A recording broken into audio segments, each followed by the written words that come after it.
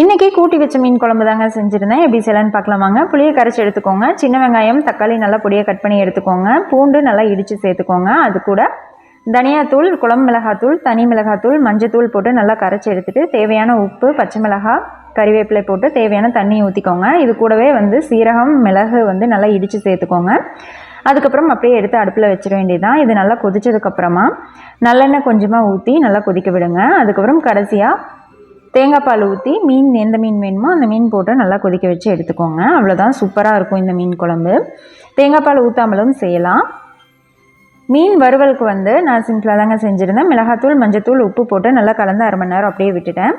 நான் இன்றைக்கி குழம்புக்கு அயிலை மீன் எடுத்திருந்தேன். வறுவலுக்கு கிழங்கா மீன் எடுத்திருந்தேன். அதை போட்டு நல்லா பொரித்து எடுக்கும்போது நம்ம கூட கருவேப்பிலை போட்டு எடுத்தோம் அப்படின்னா அந்த கருவேப்பிலை ஃப்ளேவர் சூப்பராக இருக்கும்.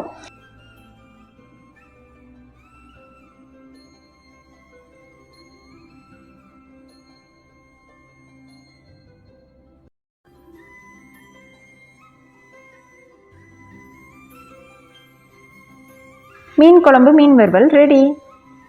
உங்களுக்கு இந்த வீடியோ பிடிச்சிருந்துச்சு அப்படின்னா ஒரு லைக் பண்ணிடுங்க. இன்னும் நம்ம சேனல் நீங்கள் சப்ஸ்கிரைப் பண்ணல அப்படின்னா மறக்காமல் சப்ஸ்கிரைப் பண்ணிக்கோங்க.